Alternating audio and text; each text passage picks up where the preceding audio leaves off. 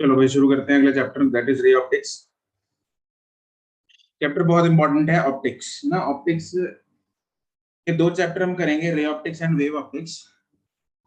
Ray optics में basically वो चीजें हैं जो आप लोगों ने 10th में की थी। रे डायग्राम्स हो गई, प्लेन मिरर की, कर्व्ड मिरर्स की, स्फेरिकल मिरर्स की जिसको बोलते हैं ना, कनकेव एंड कन्वेक्स। ठीक है, उसके बाद लेंसेज। याद है ये सब कुछ? Yes sir. ठीक है, तो इन सब चीजों के बारे में इस चैप्टर में चर्चा है, प्लस और भी चीजें हैं। प्रिज्म भी आएगा, प्लस और एक्सटेंडेड कंसेप्ट्स हैं, डिटेल कॉन्सेप्ट्स हैं जो इस चैप्टर में हम कवर करेंगे। राइट, इसके बाद जो चैप्टर है वेव ऑप्टिक्स, उसमें वेव थ्योरी आएगी। इसमें रे है, रे मान के लाइट को, उसकी प्रॉपर्टीज को स्टडी किया गया है। अगले चैप्टर में वेव मान के किया गया है। ठीक है, दोनों चैप्टर्स अच्छी खासी वेटेज रखते हैं, both in boards as well as in competition. दोनों में अच्छी खासी वेटेज है। ठीक है, बोर्ड्स में ही यूं समझ लो कि 15 नंबर के आसपास जो है वो ऑप्टिक्स में से सवाल आ जाते हैं। ठीक है, रे एंड वेव ऑप्टिक्स, तो इसलिए अच्छी खासी वेटेज है इसकी। एंड नीट में भी इसमें से 2 सवाल आ जाते हैं, रे ऑप्टिक्स में से। वेव ऑप्टिक्स में से भी 1 2, मतलब टोटल यूं समझ लो 3 से 4 क्वेश्चंस जो हैं वो इस चैप्टर में से बन जाते हैं ऑप्टिक्स में से। ठीक है जी, चलो स्टार्ट करते हैं। सबसे पहले इंट्रोडक्शन में, वैसे तो इंट्रोडक्शन की आप लोगों को जरूरत नहीं है। इंट्रोडक्शन में क्या है कि भाई some general properties of light, जिसमें स्पीड ऑफ लाइट, कितनी होती है? 3 into 10 raised to power 8. 10⁻⁸ किसमें? मीटर पर सेकंड। हम नहीं, मीटर पर सेकंड में ठीक है। कौन से मीडियम? वैक्यूम में, बिल्कुल सही बात है। वैक्यूम। ठीक है जी। अच्छा, इंसिडेंट रे होता है, रिफ्लेक्टेड रे होता है। रे क्या होता है? रे और बीम में क्या अंतर है? रे और बीम, क्या सर? रे और beam. beam is beam. collection of rays. Beam is combination of rays. ठीक है, तो रे तो है एक सिंगल लाइन, एक सिंगल लाइन जो कि रिप्रेजेंट करता है डायरेक्शन ऑफ लाइट ट्रैवलिंग। ठीक है, तो रे तो सिंपल एक लाइन है, ये दिस इज रे।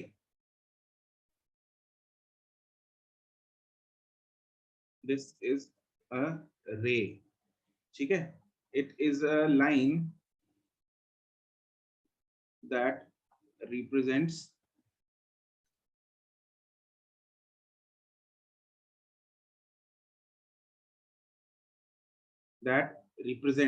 क्या? Direction of light. बीम क्या होता है? It is combination of, it is combination of rays. अब कॉम्बिनेशन ऑफ रेज में भाई ऐसा जरूरी नहीं है कि सारी की सारी रेज जो है पैरेलल हो। ठीक है, पैरेलल रेज भी हो सकती हैं, पैरेलल रेज नहीं भी हो सकती। अगर तो पैरेलल रेज हैं उसको तो बोलते हैं पैरेलल बीम। लेकिन अगर पैरेलल नहीं है तो वो 2 तरह की बनती है। एक ये हो गई ऐसा करके, इसको कौन सी बीम बोलते हैं? 3 तरह की बीम है बेसिकली। पहली है पैरेलल बीम। पैरेलल बीम में क्या होगा, सारी जो रेज हैं they are parallel to each other, and ये रिप्रेजेंट करती है कि भाई लाइट जो है वो एक डिस्टेंट सोर्स से आ रही है। किससे आ रही है? डिस्टेंट सोर्स से आ रही है। ठीक है, light is coming from distant. So distant का मतलब है दूर के सोर्स। दूर से। डिस्टेंट मीन दूर, दूर से सोर्स, दूर दूर है सोर्स। ठीक है, वहां से आ रही है। फिर होती है डैश बीम। अब डैश में भरो तुम लोग, अगर मैं सपोज बीम ऐसी बनाता हूं,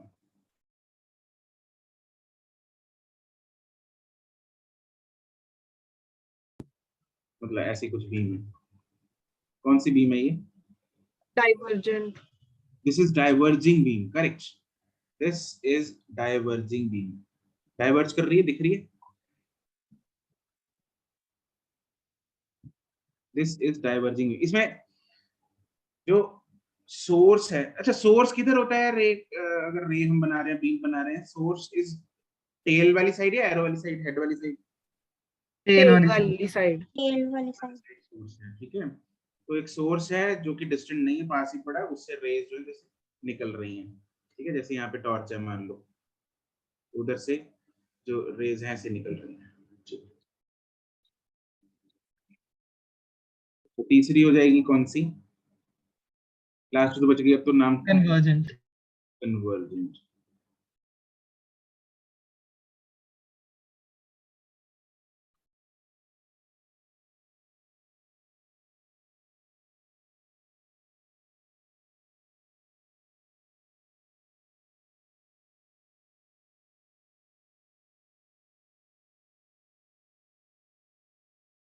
this is convergent beam,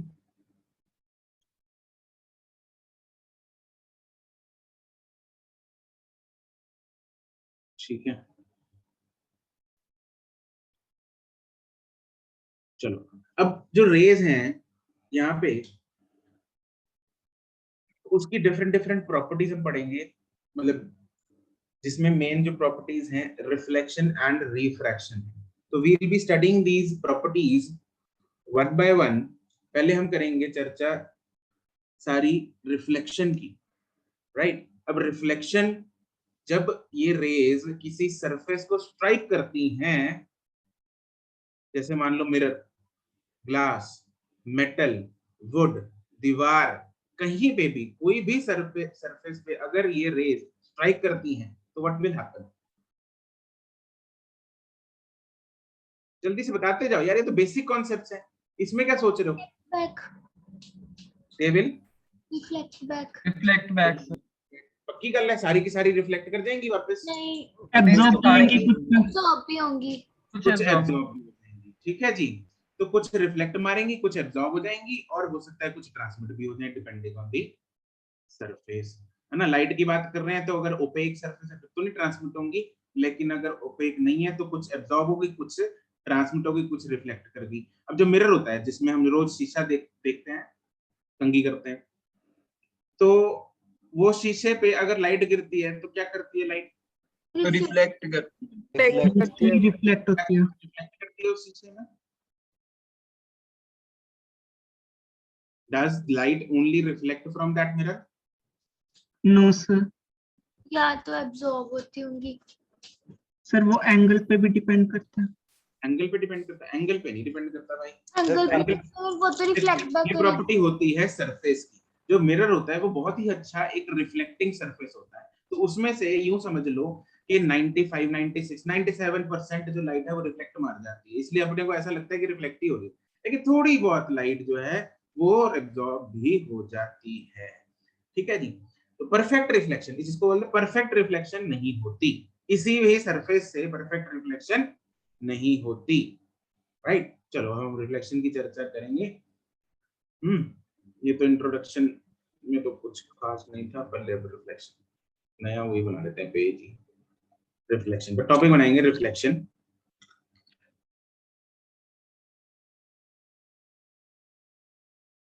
it is the bouncing back of light after striking a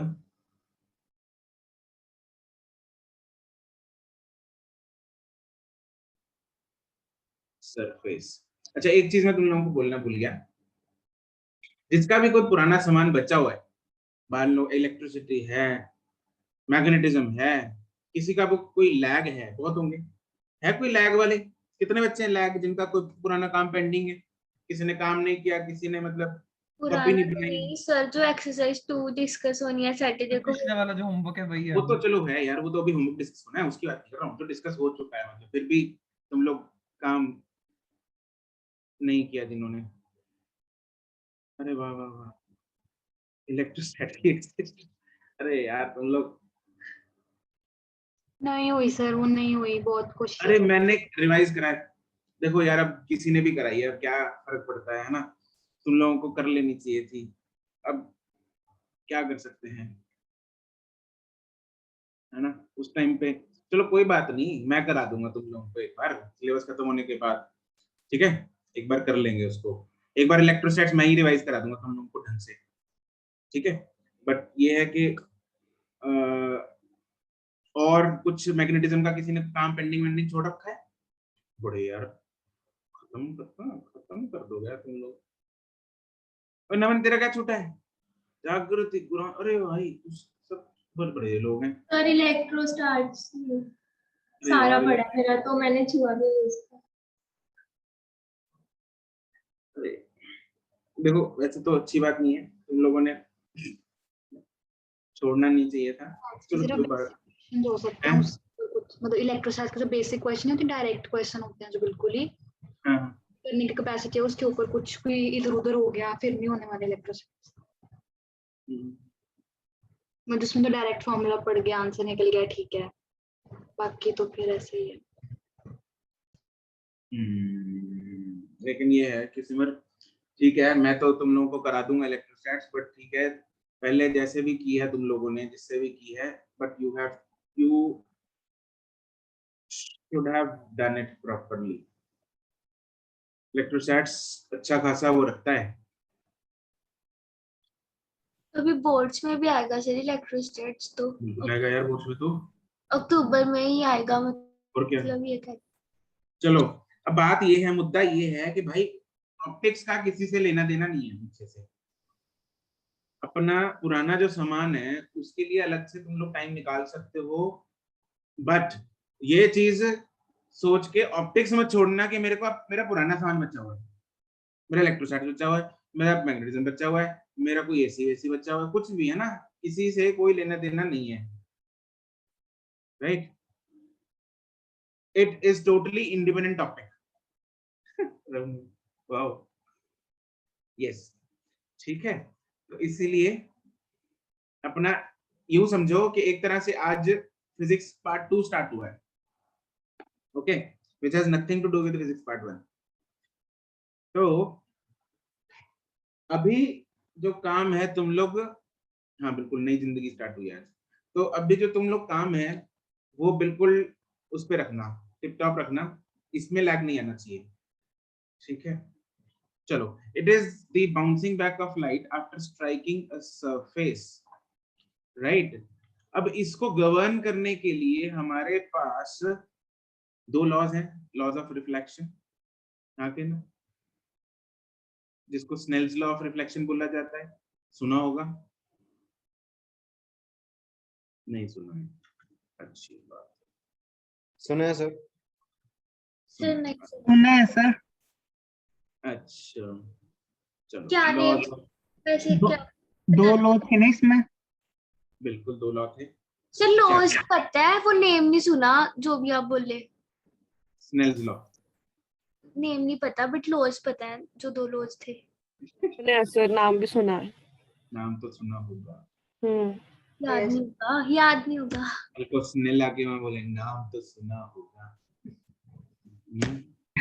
ऐसा मत बोलना नहीं सुना। सर एक लो तो वो था ना कि normal, reflected ray, incident ray, all lie in the same plane, हाँ सही है, ये वही है। Incidence और सही है, सही रिफ्लेक्शन। है। और angle of reflection is equal to angle of incidence. बिल्कुल बिल्कुल, ठीक है। तो एक लॉ कहता है भाई, द एंगल ऑफ इंसिडेंस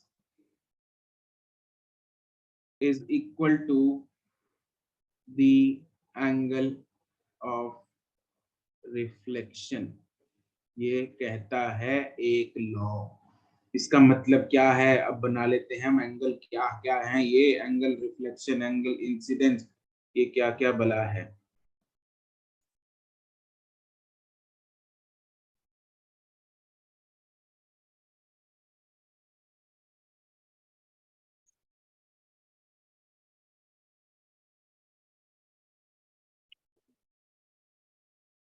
साथ साथ में बनाते जाओ फोटो।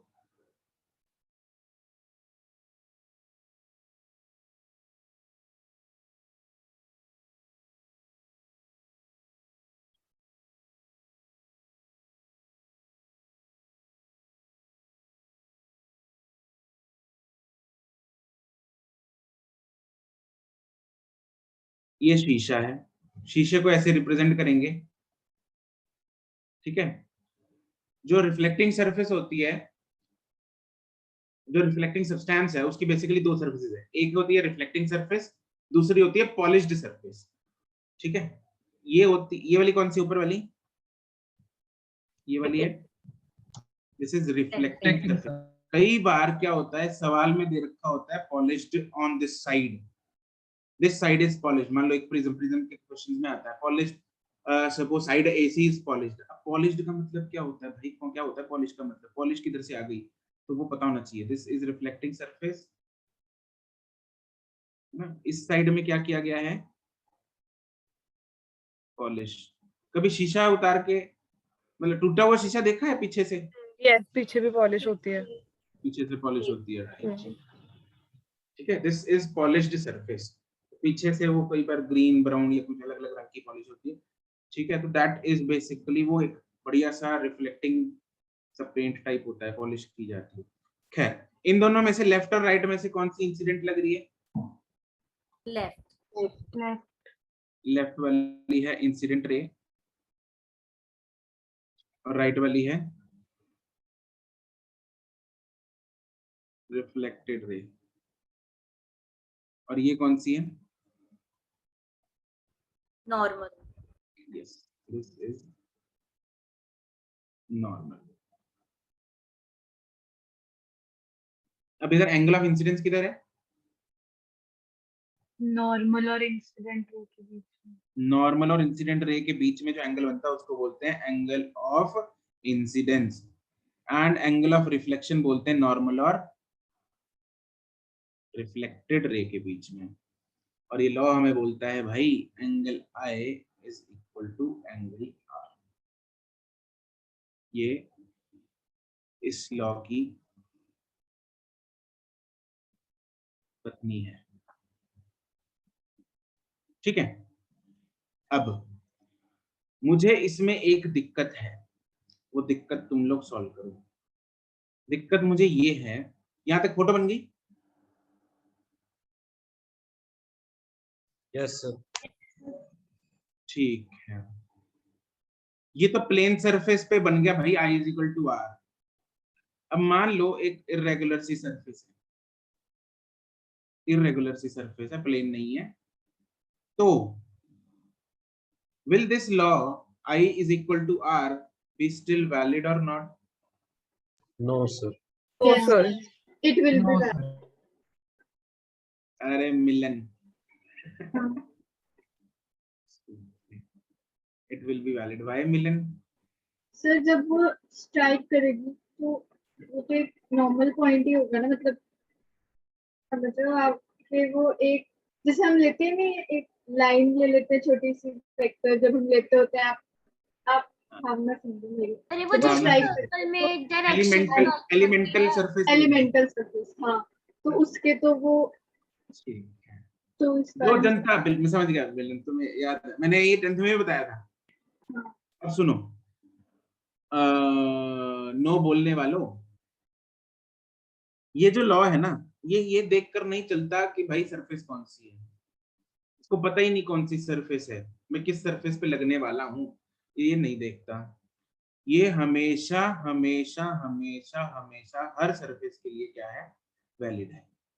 तो अगर इधर भी गिर रही है लाइट ऐसे, तो यहाँ पे एक एलिमेंटल सरफेस लेंगे, यहाँ पे एक नॉर्मल बनाएंगे, ये नॉर्मल है मान लो, तो angle I is equal to angle R. यहाँ गिर रही है तो यहाँ एक नॉर्मल बनेगी, ये नॉर्मल है, ये इंसिडेंट है, तो angle I is equal to angle R. तो हर पॉइंट पे इंडिविजुअल ये लॉ लगेगा ही लगेगा। ऐसा नहीं होता कि ये जो लॉ है वो सिर्फ और सिर्फ रेगुलर सर्फेसिस के लिए वैलिड है। तो इसको एक स्टार पॉइंट में डाल के लिख लो। क्या this law, that is angle I is equal to angle R is valid for all kinds of surfaces, Sir? whether हाँ जी सर मतलब सर जिवें एक कोई रे आके स्ट्राइक कर गई ते ਉਹ ਕਿਸੇ ਐਂਗਲ ਕੋਈ ਐਂਗਲ ਉਹਨੇ ਬਣਾਇਆ ਹੈ ਅਨਈਵਨ ਸਰਫੇਸ ਤੇ ਤਾਂ ਉਹਦੇ ਹਿਸਾਬ ਨਾਲ ਅਸੀਂ ਮਤਲਬ ਨਾਰਮਲ ਲਾਵਾਂਗੇ ਉਹਦੇ ਹਿਸਾਬ ਨਾਲ ਆਪਾਂ ਨਾਰਮਲ ਲਾਵਾਂਗੇ ਬਿਲਕੁਲ ਆਪਾਂ ਨੇ ਲਾਵਾਂਗੇ ਲਿਖੋ ਆਪਾਂ ਨੂੰ ਤਾਂ ਜਿਹੜਾ ਕੁਐਸਚਨ ਆਣਾ ਉਹ ਤਾਂ ਨਾਰਮਲ जाना है ना मतलब simple Yes, sir. Regular surface but ये है कि ये कंसेप्चुअल क्वेश्चन आ सकता है ठीक है। इरेगुलर सरफेस पे ये वैलिड है या नहीं है।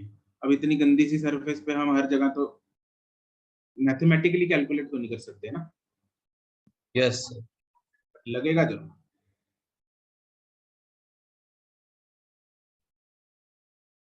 ठीक है ओके, दूसरा लॉ जो कहता है वो कहता है भाई लॉ ऑफ जिया, क्या द इंसिडेंट रे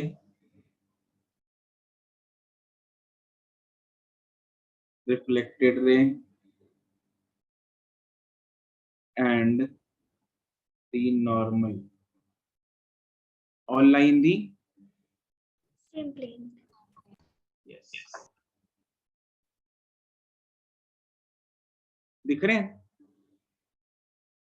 तीनों सेम प्लेन में है? Yes sir, दिख रहे हैं। बिल्कुल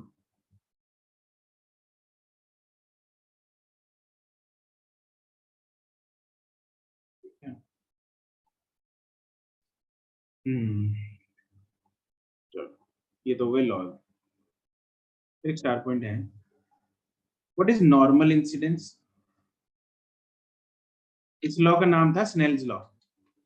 सब तीनों नॉर्मल हो जाए मतलब सर कैसे? नाम था स्नेल्स लॉ।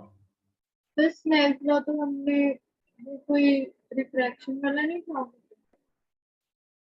ये भी है। सर दोनों ही है, दोनों इसमें दो हैं। इसको भी बोल दो, ये भी रिफ्रैक्शन वाला था। हाँ वो N1 करके कुछ यस सर, रिफ्रैक्शन वाला याद आ रहा है कुछ कि रिफ्रैक्शन में किया था स्नेल।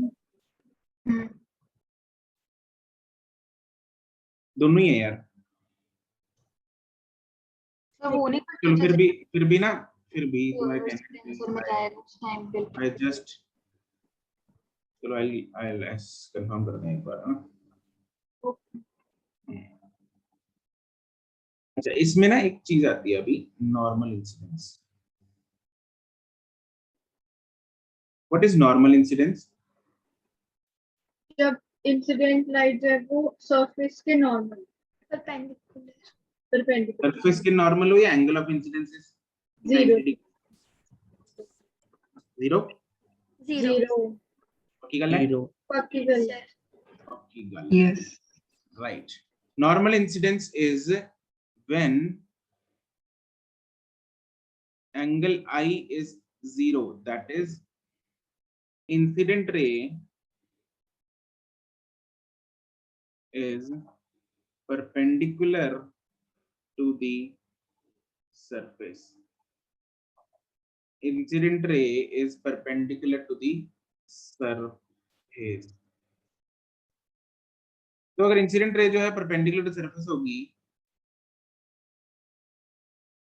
तो वो जाएगी कैसे, मतलब रिफ्लेक्ट कैसे करेगी? perpendicular to the surface, trace back its own path. Trace back. जैसे आई वैसे ही वापस निकल लेगी। तो अगर ऐसे आ रही थी तो वापस भी ऐसे ही जाएगी। This is normal incidence. ठीक है, the reflected ray retraces its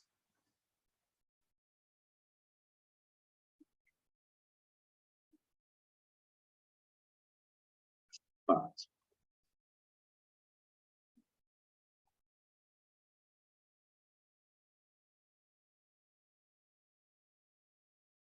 चिपका लिया।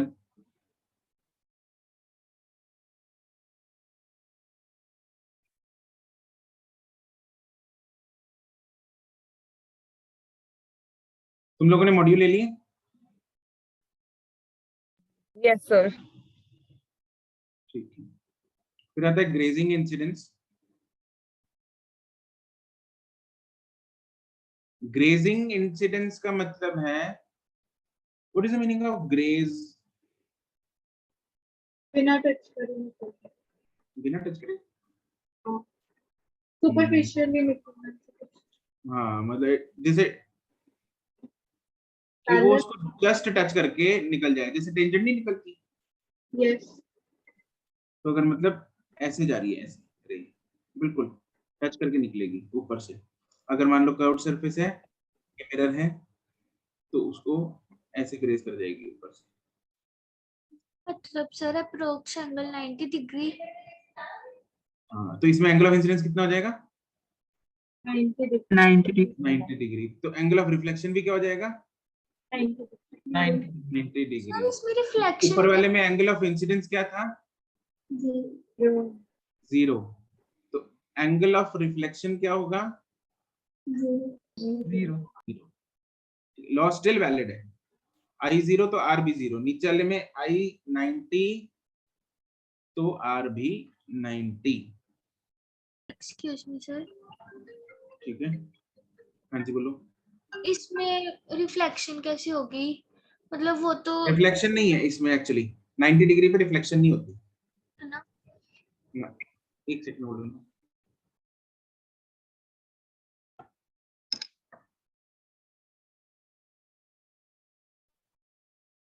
ठीक है, ठीक है जिया। Yes sir. तो इसमें it is when the light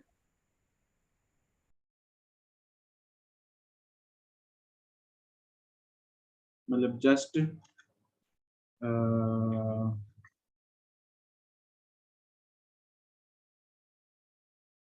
touches the reflecting surface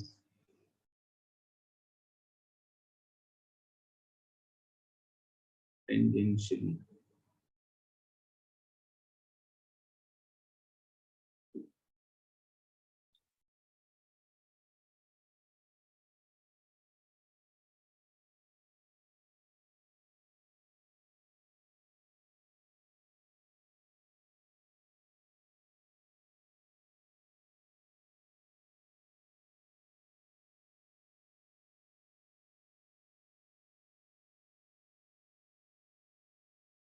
ठीक है, तो ये 90 बन गया, ये भी 90 बनेगा।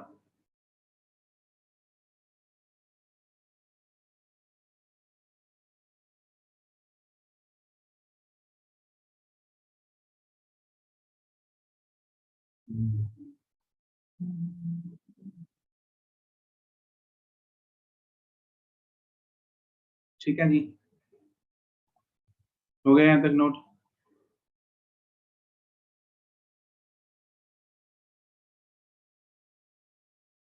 चलो अब एक इसमें नया कंसेप्ट करते हैं, वो है कि भाई मेरे पास एक प्लेन मिरर है और प्लेन मिरर में ये इंसिडेंट रे भी है, रिफ्लेक्टेड रे भी है। अब प्लेन मिरर पड़ा था, उधर से जिया आई और जिया ने प्लेन मिरर को थोड़ा सा हिला दिया, पंगे लिए और थोड़ा सा रोटेट कर दिया। तो अगर मिरर को रोटेट करेंगे तो क्या रिफ्लेक्टेड रे में कोई चेंजेस आएंगे? आएंगे सर। बिल्कुल आएंगे। तो कितना चेंज आएगा वो देखना है। रोटेशन ऑफ प्लेन मिरर ये बताएगी।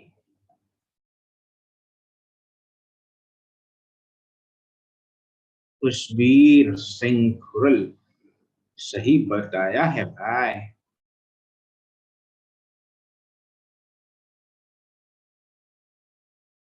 तूने अभी कैलकुलेट किया ये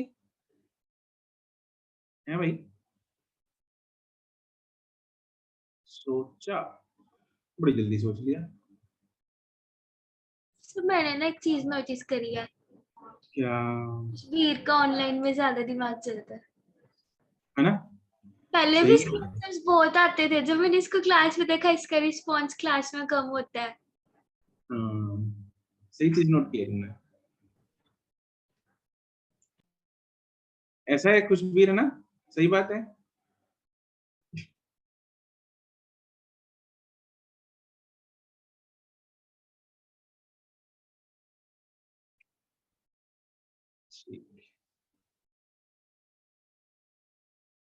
ये ब्लैक रंग का क्या है? मिरर है। मिरर है। ये क्या है? इंसिडेंट रे है इधर वाली, और राइट साइड वाली क्या है? Reflected ray. रिफ्लेक्टेड रे है। अब मिरर जो है वो ऐसे जो पड़ा था, हमने क्या किया, उसको मान लो थीटा एंगल से रोटेट कर दिया। किस एंगल से? थीटा एंगल से रोटेट कर दिया। तो इसको घुमा देते हैं थोड़ा सा थीटा एंगल से। 2 मिनट यार, एक